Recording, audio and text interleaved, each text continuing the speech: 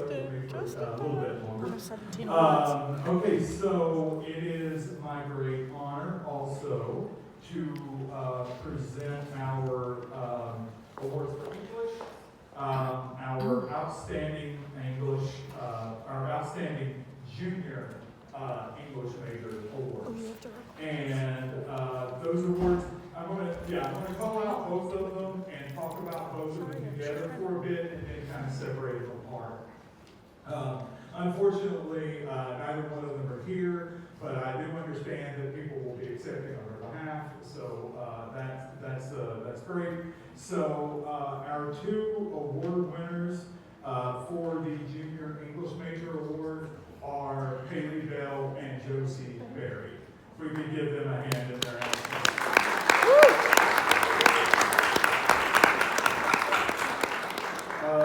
So let me tell you a little bit about Haley and Jocie together, and then I'll kind of split them apart and say a few things. I first encountered Jocie and Haley when they were both students in my English 113 class, Introduction to Literature, in fall 2023. And one of the things that I'll remember so vividly is, I don't know how many people have been in the science building and in that bottom floor with that very long hallway. Introduction to Literature was at the very last classroom on the left there, and it would just be this long walk, and it was the beginning of the day. It was like 9:30 in the morning, and the day started out, and I was kind of trudging to class and having those morning blues. And I tell you all what's amazing. I get about halfway down the hall. Like I said, the door was at the end of the hallway. I get about halfway down the hall and I would hear people talking. And I realized that it was people coming, the voices were coming out of our classroom, the Introduction to Literature classroom. And I would think, well, I'm glad that they like each other. Like the class is getting along and everybody's cool and they're vibing, and there were so many great students in that class. But eventually, I got a little closer and I realized the students weren't just talking and getting along. They were having like a vigorous discussion about the reading and about the stories before I even got there. And Jocie and Haley were two people who were always getting those discussions going before I even got there. And so they made class a pleasure and a lot easier for me, and I hate working, so I'll take it wherever I can get it. But yeah, I'll just never will forget that'll be one of my memories of He's my favorite person. Hearing their voices coming out of the room before I even got there. I kind of didn't want to interrupt them. So anyhow, that's when I encountered them together. Let me separate them out for a second. So just to follow the alphabetical order here, I'll talk about Haley first. My experience with Haley was really great. My position in the university these last few years has been kind of odd. I kind of ping-pong back and forth between comm and English, and I'm kind of spread in between and kind of both worlds, but never feel really rooted in one totally. But in fall of 1923, in fall of 2023, something happened for the very first time. I was looking in my Sienna in the system, and I was looking at boom, boom, boom, and whatever, and I saw something that said faculty mentee. And I was like, student mentee, and I'm like, oh wow, I'm someone's faculty mentor? That's never really happened. I was hoping that advising wouldn't be in there because I'm horrible at scheduling, but it said, student mentee, faculty mentor for someone named Haley Bell. And I'm like, oh my gosh, wow, I get to be a mentor. This is going to be so fun. Because, I don't know, I guess I like to talk.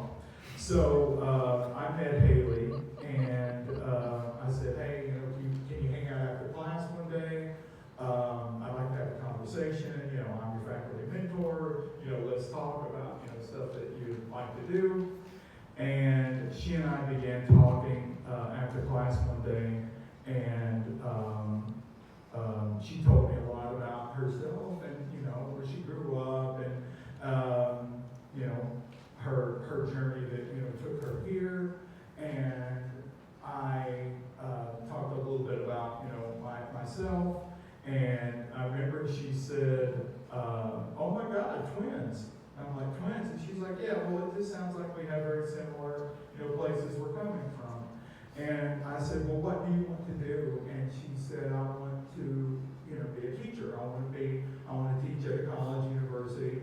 And that really touched me because it was the first time that I really got to spend a lot of time with a student who was a lot like me at their age. She wanted to do exactly what I was doing, and she was coming from a similar place than I was. Like a lot of our students, she worked nonstop. I think she worked like 2-3 jobs, something ridiculous. Was always involved in athletics. Matter of fact, I think that's why she's not here today. And so her drive and her productivity and her ability to stay on top of everything, you know, no matter what, all the things she had on her plate, was a real inspiration to me. And I was thinking, well, hopefully I can encourage this person, because I had people who encouraged me. I wanted to be like that to her. I got even more excited when she started telling me about her interests, because she was interested in Gothic literature, scary stuff. Dr. Julie Bars is our resident Gothic expert, but I like the spooky stuff as well. And we would talk a lot about her project, talk a lot about Frankenstein. She and I share a love of the Castle of Otranto. I don't know, I hear that name pronounced 1,000 different ways, but she and I both really liked that book, and it was always fun to talk to her about that. She has been working on her project for McNair. It's a research project about Gothic literature and about the different ways over time that it has represented fear, specifically women's fear, and how that has evolved. And she's taken us all from the Castle of Otranto back in the 18th century all the way up to Buffy the Vampire Slayer in the late 1990s. And I've gotten to read a lot about it, I've gotten to hear her present about it, and it's an amazing project, and I couldn't be more proud of her. And I think that if I'm saying that she reminds me of myself, I'm flattering myself. So Haley, congratulations, you deserve this award, and I'm so happy I got to work with you. So.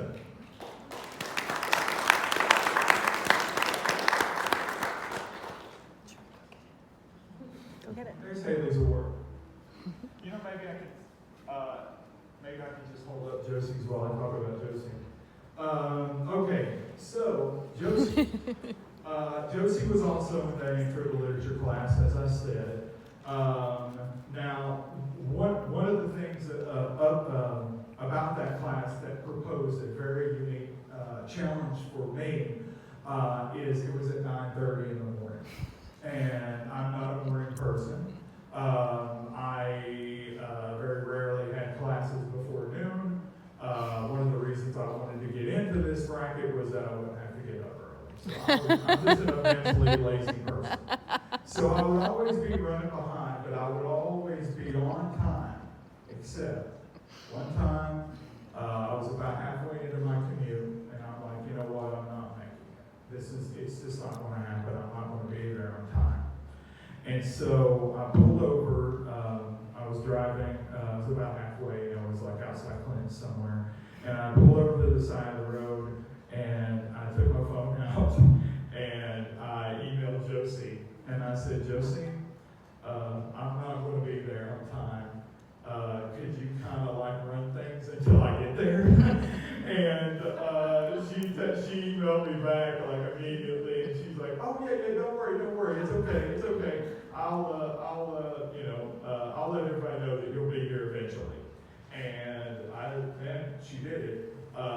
I got there, and as usual, the conversations were already going. I didn't even have to worry about getting that started. So I had no problem, tossing that responsibility over to Jocie. And that hopefully tells you a lot about Jocie. She is an incredibly intelligent person, and incredibly, she has such a great personality.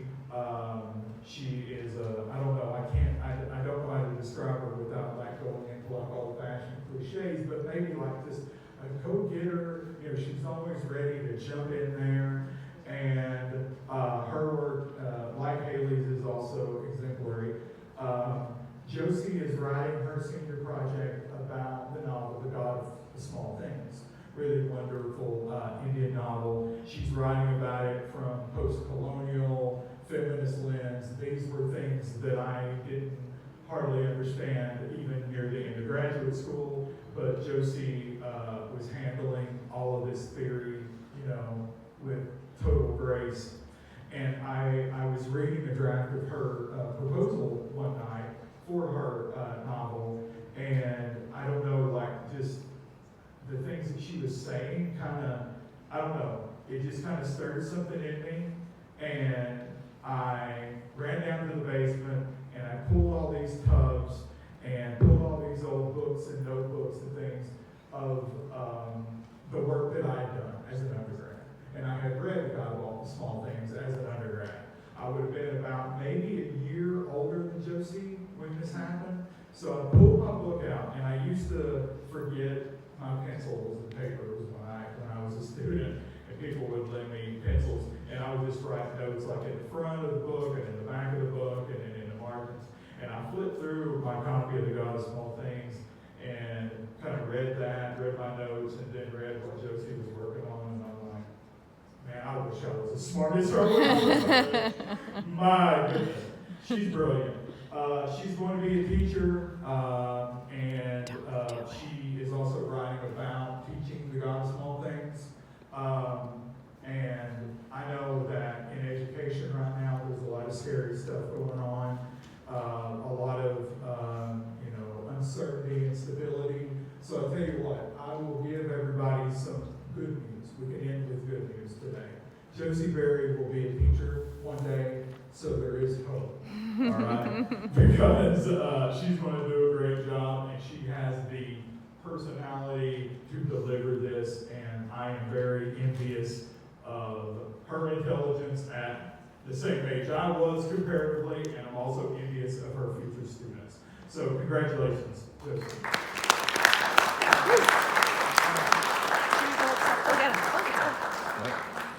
I'll just leave these up here. And let's see, Julie, I believe that I'm going to hand it over to you, so let me hand this over to, you're taking the award? Okay. Oh, good. All right, so let me welcome back to the mic, Dr. Julie Barnes. Julie? Thank you.